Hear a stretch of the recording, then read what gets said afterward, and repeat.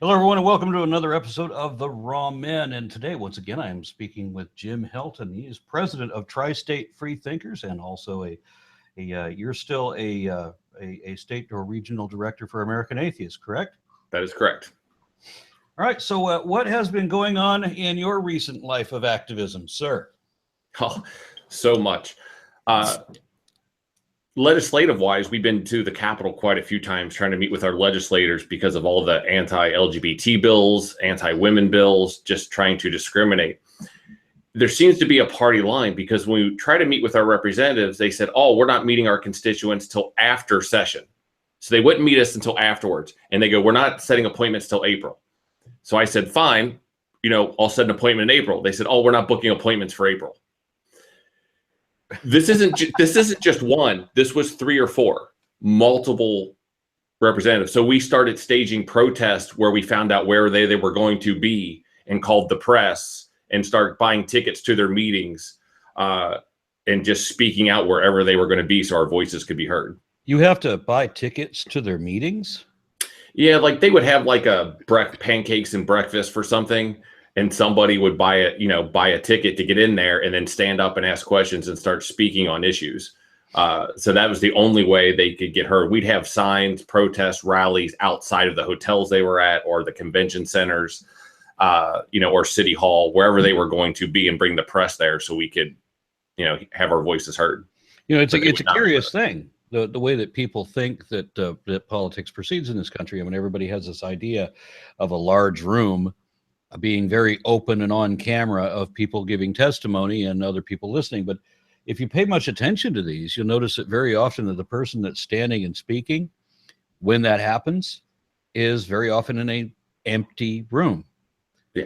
And the weird thing is we did have one newer lady come in from out of town and she called to meet with the representative. They denied her when she said why. She called back the day before the meeting, when we were going to be down there, and said, oh, I'm new to the area. I want to support my local senator. And they said, oh, come on in. We have plenty of time.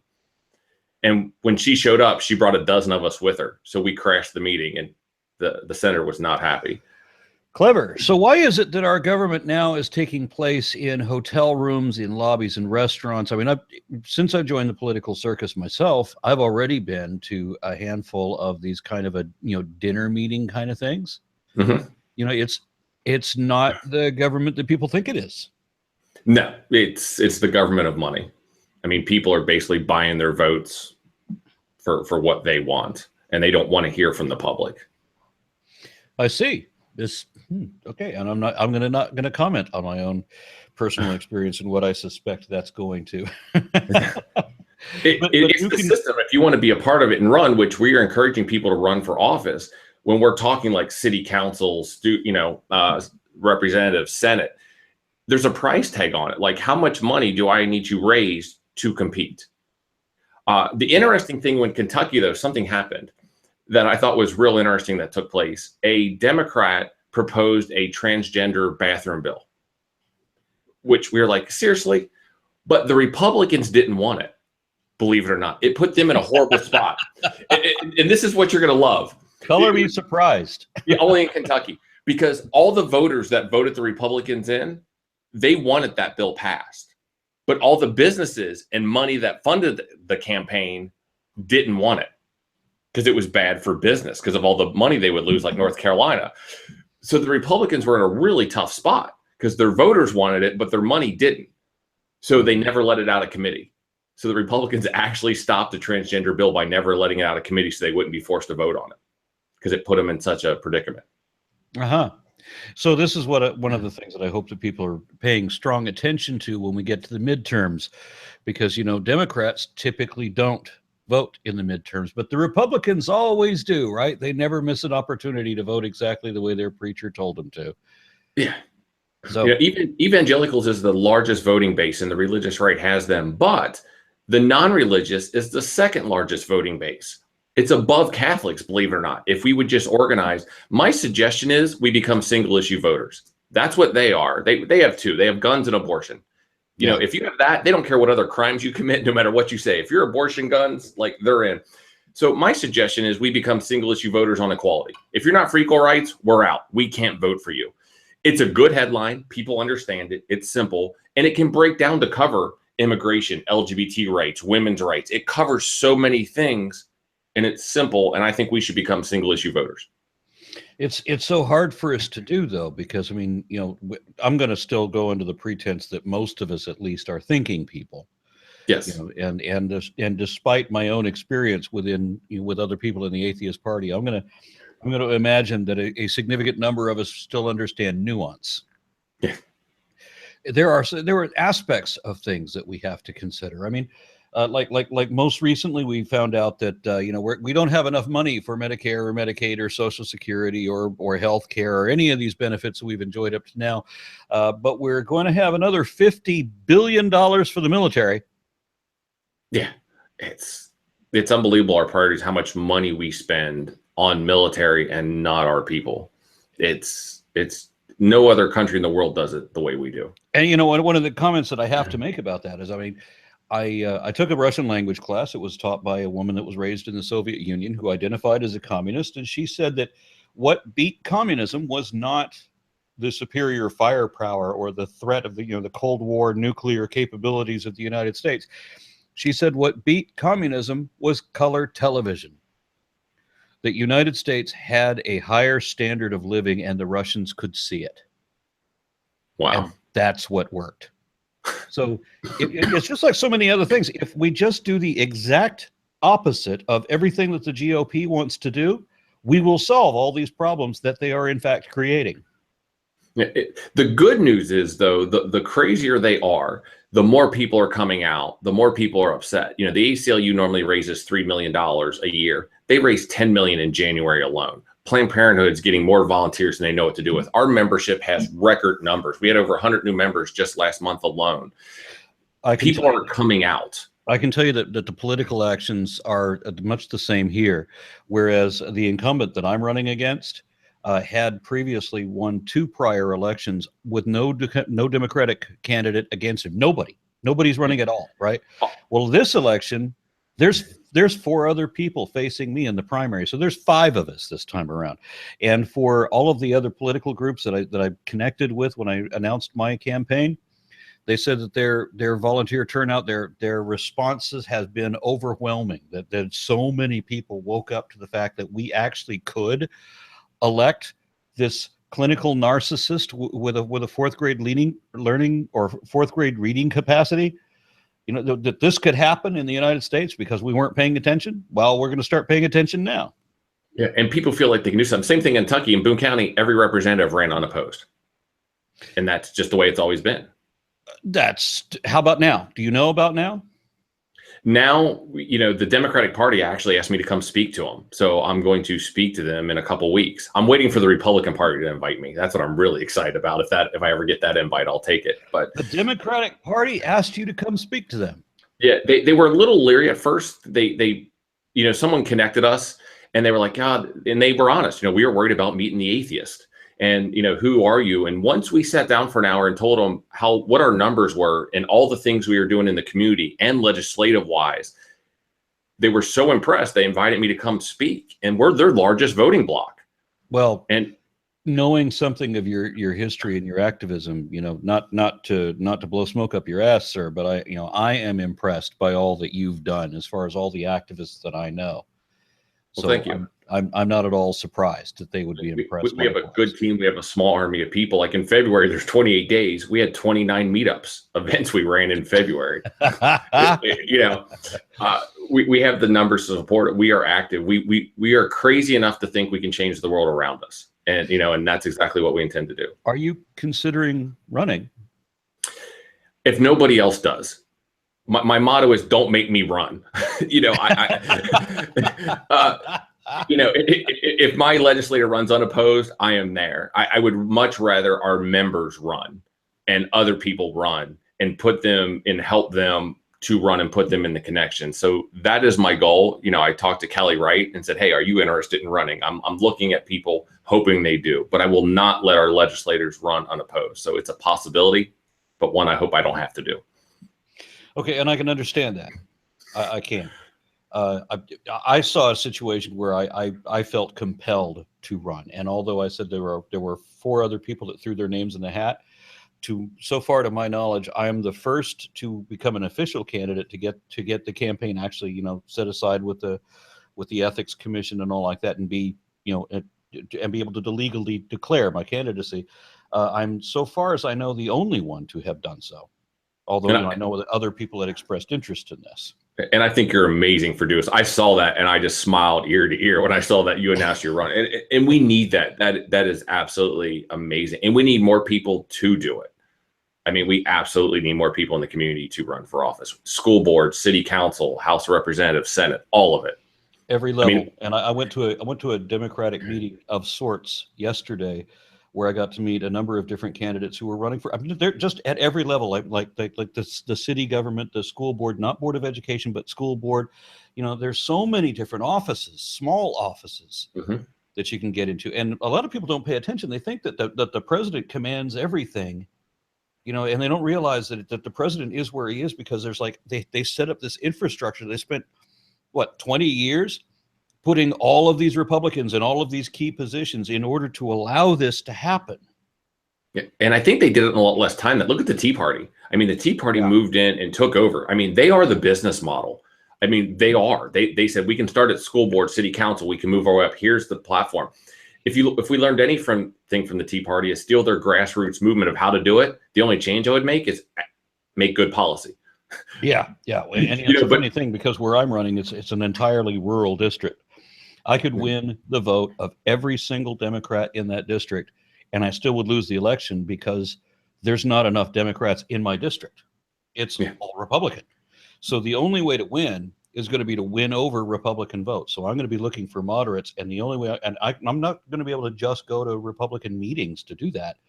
I'm going to have to go to, I can't go to Democratic meetings. I have to go to Republican meetings to do that. So I'm connecting with my Republican friends to actually go to their meetings and try to win their constituency right from their own meeting.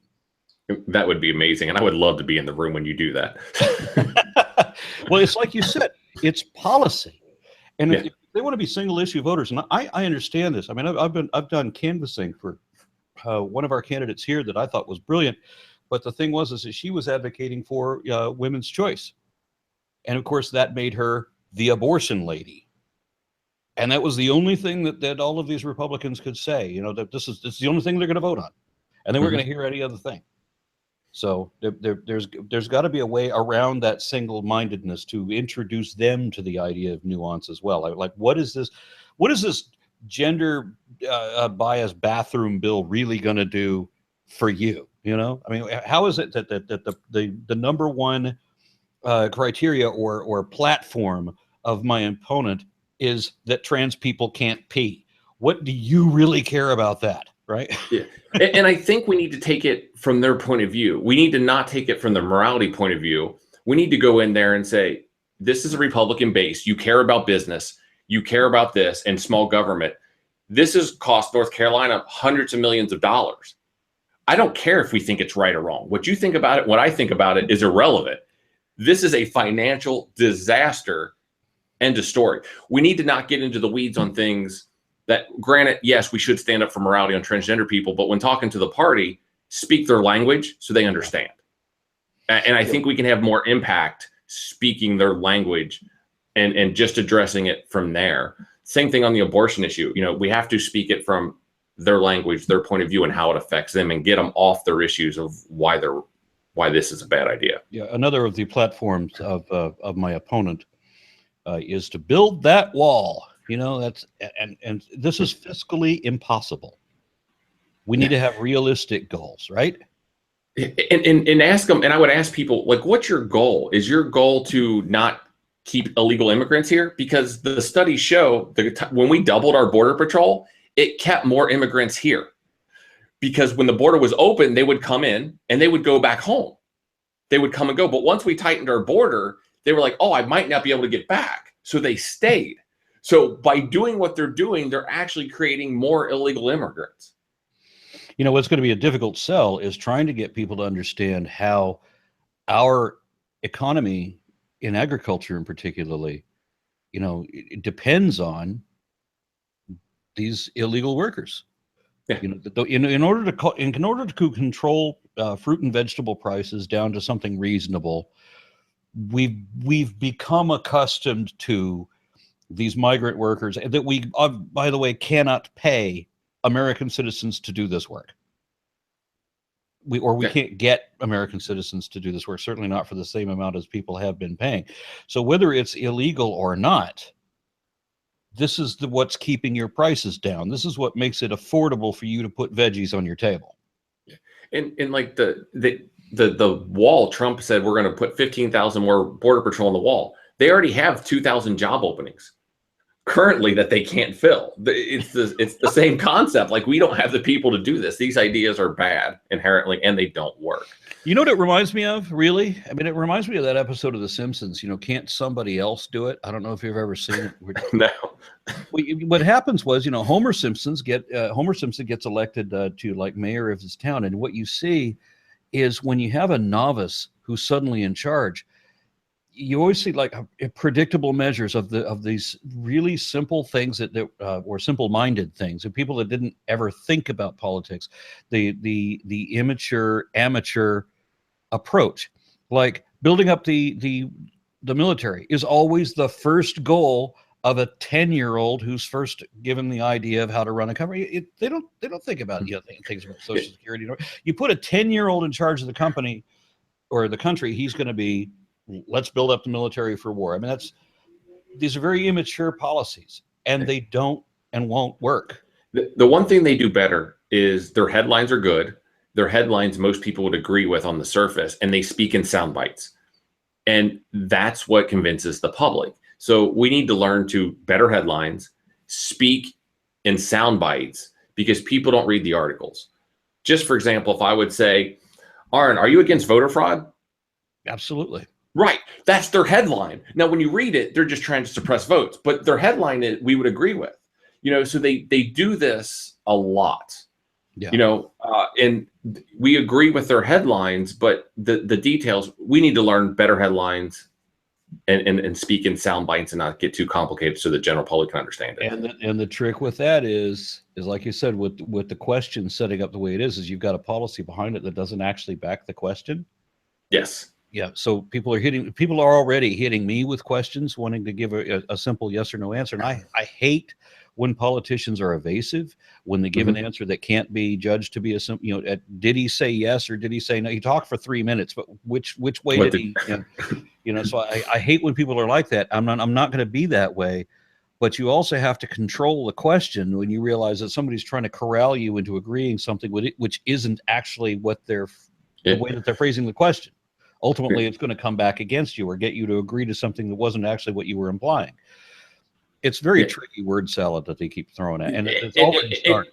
And you learn to pivot to your talking points to stay on them when they ask you a question. You know, like they'll say, "Are you not for Americans being safe?" You know, when you're talking about the wall. You know, but my soundbite to that would be, "I am for things that work that would keep America safe." Yeah, well, you know what I want to do. One of my little pet peeves, and I'm glad I can say this to you before we really get into the heavy campaign stuff, so I think I'll be forgiven for saying this, one of the things that bothers me is that we have so many things that are being passed right now to restrict our First Amendment rights, right? And I'm sure you've seen it. We were already seeing it in Standing Rock under Obama, but we're seeing it, you know, exacerbated now, where, you know, the freedom of, or the prohibition against the establishment of religion and the prohibition of religion, you know, we've seen both of those worsened here recently, but then the freedom of the press has gotten obviously, right, an awful lot worse. Freedom of speech, where now they want to say that if anything that the press says against a candidate can result in criminal charges, for example. And then they're extending what they want to call hate crime. So your freedom of speech is going away. And now they want to make it a criminal offense to peaceably assemble, so that they can now charge you with a felony for protesting a pipeline, for example. So we're no longer the land of the free. That seems to be well established. And we haven't been the home of the brave for a long time, ever since we started cowering to the terrorists. And so this is not going to be a popular statement either, but I don't want people to be so scared, right? I want to see people be brave. You know, I want to see people be free, and they're letting themselves surrender their freedoms out of fear. And this was exactly what, our founding fathers were preaching against. I agree. We see and it how all do you the time. put that in a soundbite that doesn't sound atrocious? Well, if you want to get elected, that's what you need to figure out. I mean, it has to be, we need to do things that work, and we need to analyze things that work. And if they don't work, we need to get rid of them and not fear of that. And you need to put that into a soundbite of doing, like, TSA doesn't stop shit. It costs all this money. It doesn't do crap, but it makes us feel safer. When there's actually things that work, like, putting up doors in the plane, things of that nature, that actually works. It's very effective.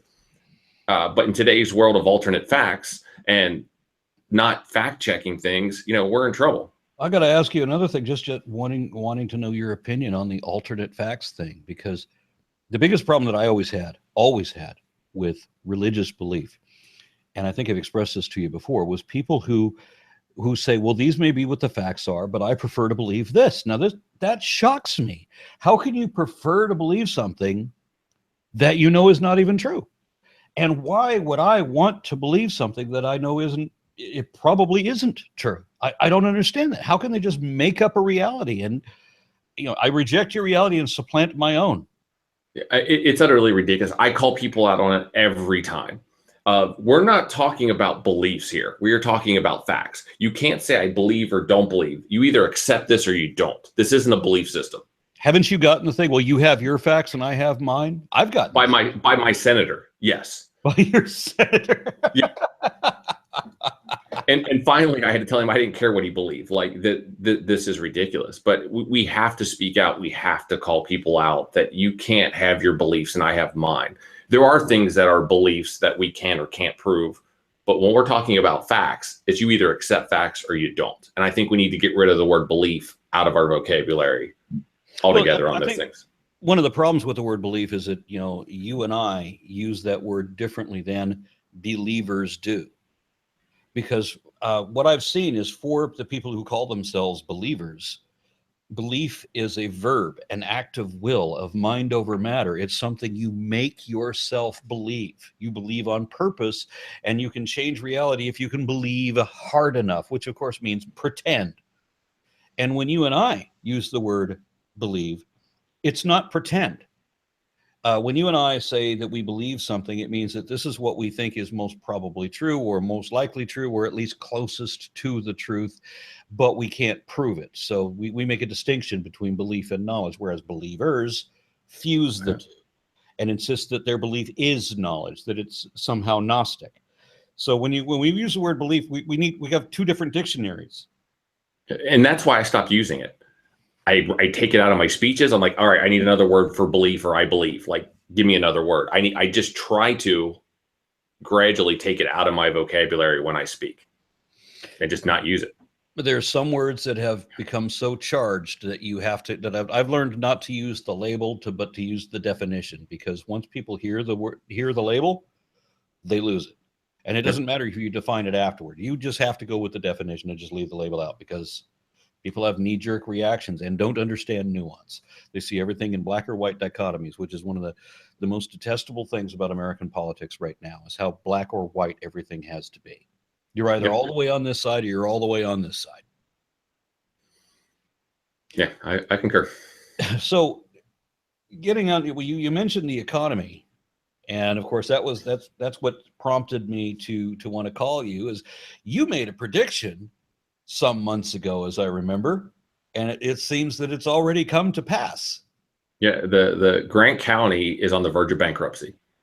There's no ifs, ands, or buts about it. They'll probably be in bankruptcy by the end of the year. They're going to institute a 2% payroll tax on all of Grant County now, increase, because they're in so much financial trouble. The judge executive, and I believe the mayor too, has admitted the Ark Encounter has brought them nothing. All the promises are broken. They say the Ark is doing okay, and the Ark is. It's probably going to get about, Ken Ham says over 2 million. He's full of shit. It's going to get about 1 million people, which is still a good amount of people, but it's brought nothing to the county. But when we're talking about when we're talking about the world's largest big ball of twine, how many people does that get? Yeah. I mean, it's kind of comparable, isn't it? I mean, what you've got is a roadside curio, and that's really all that is. So it was Ken Ham sold it like it was a new Disneyland. Yeah, people thought it was a water park. I did. That initially made sense. Yeah, that actually would have probably done well. But the county gave away the farm, and because they were promised it would be all this business. 75% of the real estate tax goes back to Answers in Genesis to pay back the bond loan. So they're not even getting the real estate tax. They're getting a fraction of it. But I thought, First Amendment, they assured us that they weren't getting any of these state taxes. Remember when Eric Hovind and his constitutional expert were standing there arguing with us at the protest? Yeah, well, what they said was, and technically they were correct. Ken Ham's like, no, we didn't receive any upfront money. They're getting it all in arrears. So when they pay their taxes, they're getting it back. They get $18 million refunded from the state. They get 75% refunded from the county. So they were saying they received no upfront money. But Eric, again, that statement's not true either, because they got $100,000 in cash from the county. They got over 100 acres from the county. The county gave them a ton. On top of that, you're telling me that Eric Hovind stood there and lied to me on camera? Yeah. What he told me? I'm shocked. Yeah. And then not counting the county built sidewalks. They're spending $10 million on the on and off ramp because they expected so much traffic. Wow. And you could just look at that, and it doesn't take a genius to figure it out. Like when we got there and we're standing at the exit, because that's where we were protesting, you go right, and then there's the Ark. You get back on the highway. Grant County's a mile or two to the left. There's no reason to go there. You can go to the Ark and leave and never even know you were in Williamstown or see the town. I mean, even if Ken Ham's Ark brought 2 million people, which it never will, Williamstown wouldn't have seen any business from it just based on geography of where they put it. Well, what about the next park? Surely they'll be able to see Williamstown from the Tower of Babel mock-up that they want to build now. And that's when we're planning our phase 2 protest. When they grand open the Tower of Babel, we're planning on doing it again, because they actually have sidewalks right in front of the Ark.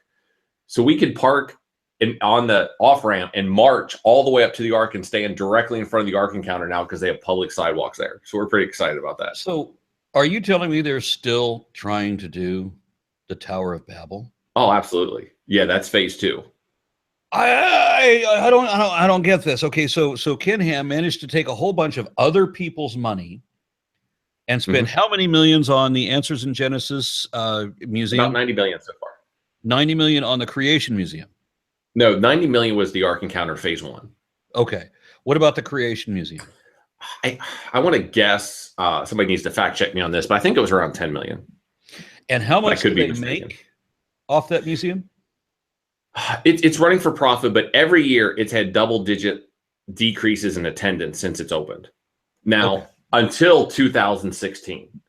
2016 with the Ark, because they're doing the 2-for-1 for a couple bucks more. When you go to the Ark, you can go to the Creation Museum. It's going to get a big boost. So I expect them to have a nice increase this year. And probably it might have been that you were talking fast, but you didn't pronounce the word Creation Museum. You said Crazy Museum. I think so. I'm not entirely sure that you. Either one works. Either one works. It's the same. Now, did you see their latest exhibit, which they just did a ribbon cutting for this week? No, I did not.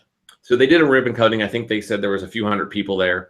They have a diorama of the Roman gladiators fighting giants and dinosaurs coming out through the gates. Yes, you heard that correctly. Romans fighting giants and dinosaurs as a factual thing. Predators versus alien going on anywhere?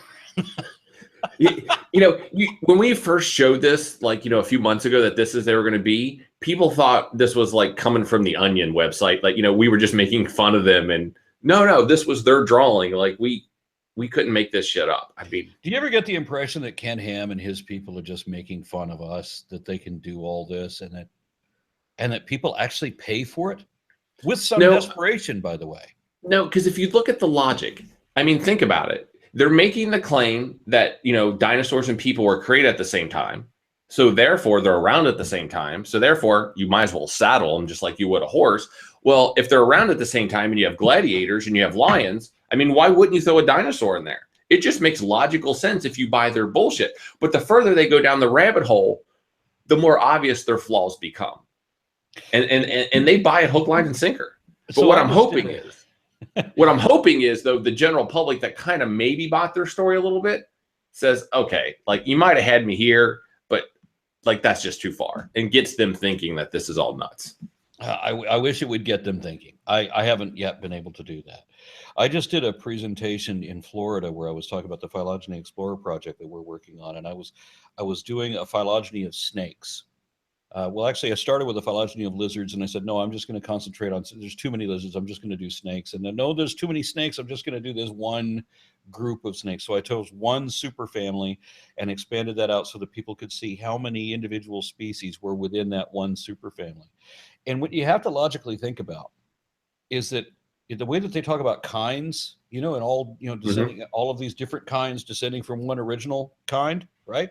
Yep. So you have all of you couldn't even read all the labels. There were so many. I mean, there was like hundreds or thousands in one group, in one grouping. It's ridiculous how voluminous snakes are. I think that there are something like 7,000 species of snakes.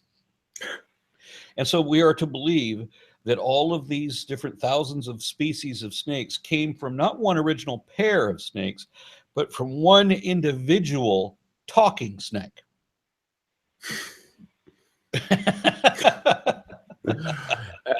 I got nothing. Yeah. But I will argue your one point that you're not getting through to them, because I would say you are, because when you and I toured the Ark with Bill Nye, when we got to go there, and we were in their back office and we were having lunch and you were debating and we were talking, one of the guys came in and said, and had no idea we were there, and was like, Arn Ra, I love your videos. You challenge me. You get me on my toes. Like, can I have a photo? And I'm like, I instantly jumped up and took the photo. Like, there is hope. Like, they are listening. It may take a while, but they're listening. Some of them, not most of them, no, but some of them are. Yeah, I don't know how to reach out to these people. And when we're talking about right now, what we're talking about with politics and money, it goes beyond the normal mind control of religion. There's other motivations here that will prompt people to lie. I mean, there's that famous saying that you can't convince somebody of something when their salary depends on their not understanding it. And in politics, that's exactly what we've got. We've got people that will undermine what we should all believe in and what they claim to believe in. And look what they're doing to the Constitution while swearing to defend the Constitution. They swear it on the Bible. Donald Trump swore to defend the Constitution on 2 Bibles, and immediately dismissed the entirety of the First Amendment. Yeah, and Republicans don't even know that there is another amendment before that second one. Yeah, there's a Second Amendment. That's it. That's all they got. Okay. So I don't know where to go with this other than to ask you where you think it's going. My philosophy is this: the crazier Trump is, the better. Meaning, let it burn, let him be nuts. Because for a couple reasons. One, when he comes out like the immigration ban, it's so easy to legally challenge. And people come out in droves. And people riot the streets like we're coming out peaceful. Not riots is a bad word, but peaceful protest. But it's easy to legally challenge him the crazier he is. What scares me is the Mike Pences of the world, like when they start doing things legislatively underneath. So when he gets quiet, I get scared. But the crazier it is, the easier it is to defend against Donald Trump. So I say, let him be crazy. And it makes it easier for us to turn out for elections in the midterm. What I want people to remember is that just on election day, and I don't know if you remember this or not, there were all these Republicans that seemed to believe that Trump was going to lose. I mean, we all thought that Trump was going to lose. And so you had Republicans arguing that there was going to be a civil war the next day when their man didn't lose. And that for 8 years prior, we had, Mitch O'Connell making open statements that the Republican Party we're going to stymie everything Obama tried to do, that they were diligent in resisting everything he tried to do for 8 fucking years. You remember that? Yeah. And now that it's Trump in office, now they're saying, well, why don't you just give him a chance? Why are you resisting? Because, as if they were playing nice up to this point. It just shows how divided our country is, no matter who won or lost. I mean, it was about a 50% vote either way. I mean, you can talk a few million people here and there, but with our population, we are very divided on how to solve our problems. On multiple fronts. Yes, I actually agree with you. We are a very polarized nation. On the issue of creation versus evolution, I've spoken a few times about the fact that you have a pretty clear division down the middle of people that are walking away from religion altogether versus people that are walking away from science altogether. Yeah. And this is the most anti-science administration, which is scary. That's the part that scares me the most.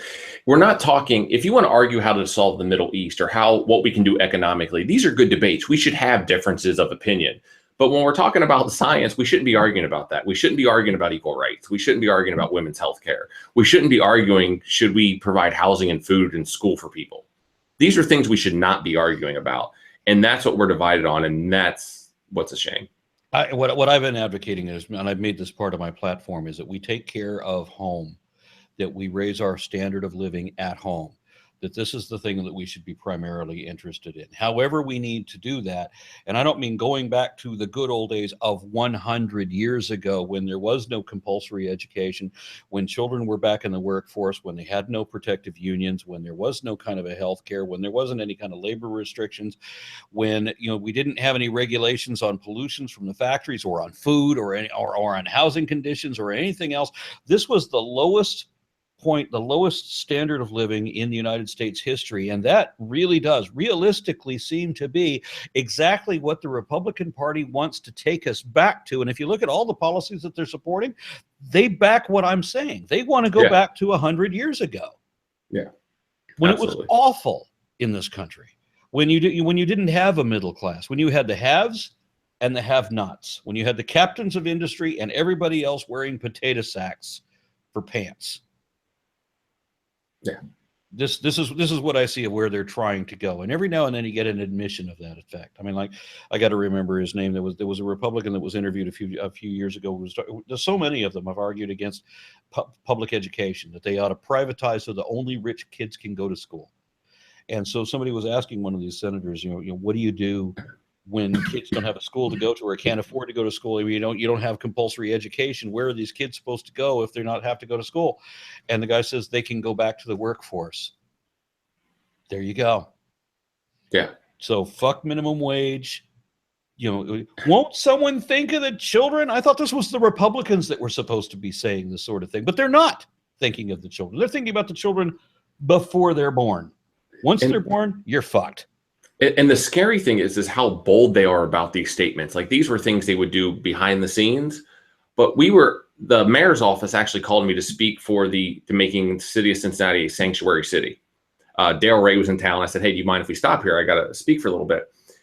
And I said it would take 20 minutes. Well, 3 hours later, people were still speaking even before I could get up there.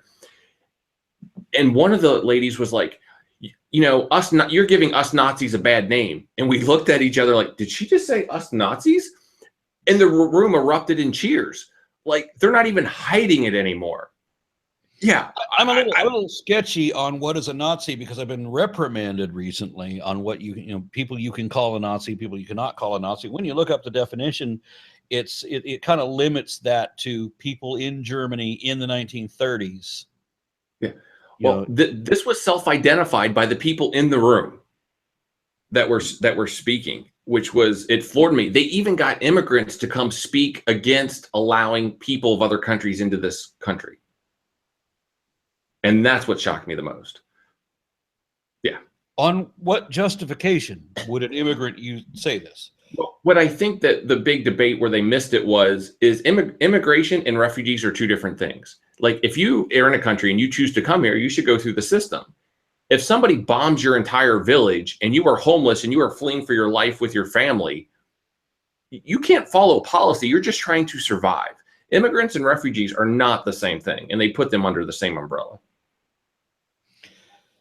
Okay, so another aspect of that, the big fear that we have about bringing refugees is that these people fleeing for their lives are somehow going to conceal terrorists, right? Mm-hmm. And I think one of the failures that we have is in our freedom of religion.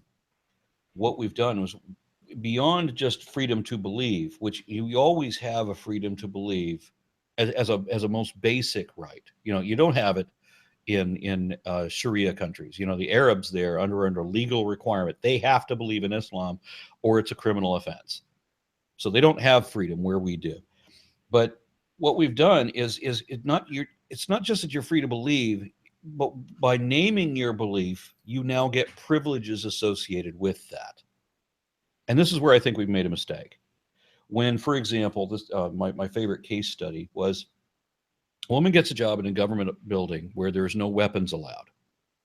But because she's a Sikh, her religion requires that she carry this ceremonial knife that she's supposed to. It's not just a decorative knife, it's an actual bladed weapon that she's supposed to use in times of emergency, because as a Sikh, much like a Scientologist, she believes that she is the only one responsible for saving everybody's life. And so she has to have this weapon.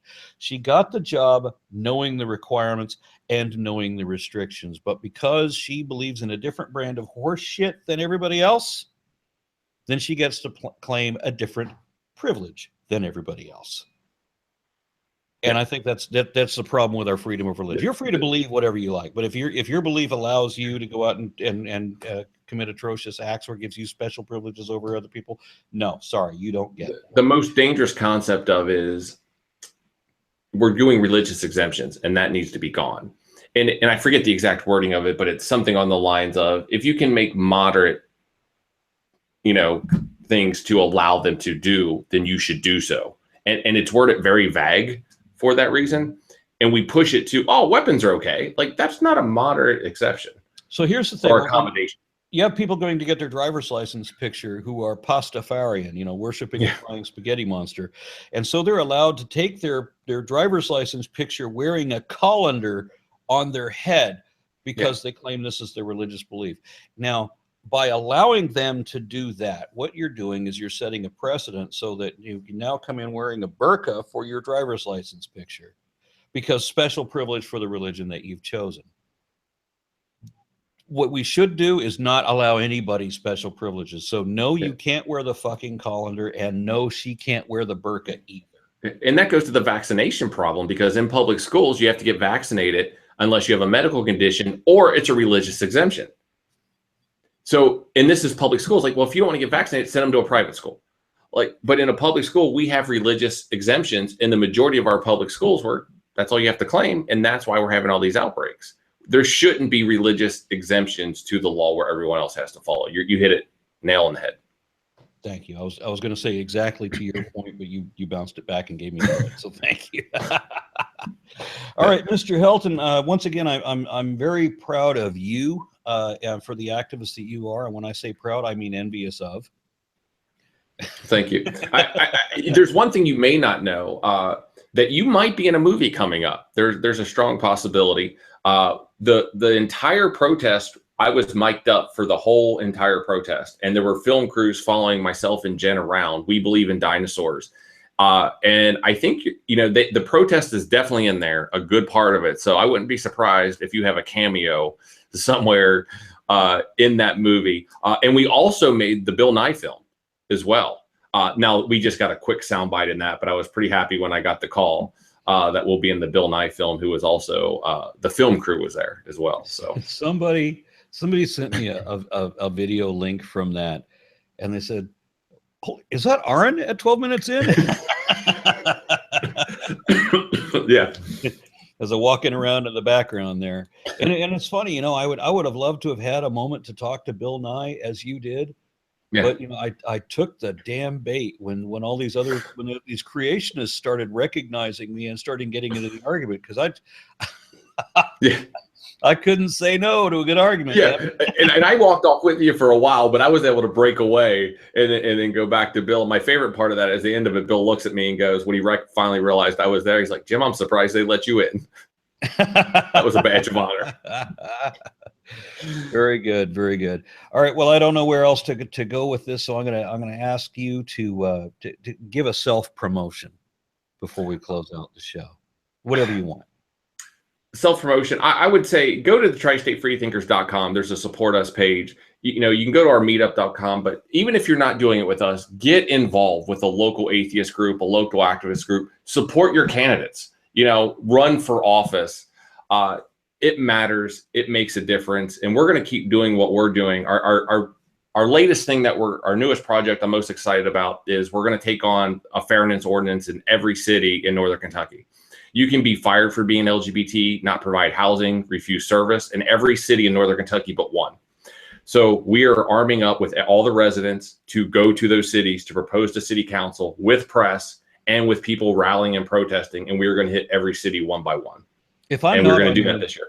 If I'm not on your mailing list already, please put me on there, because that's outrageous and I'd like to be informed. Yeah, we'll keep you posted for sure. Thank you so much. Jim Helton, everybody, Tri-State Freethinkers, one of my favorite activists because he's one of the best out there, and American Atheists, thank you and good night. All right. Thank you.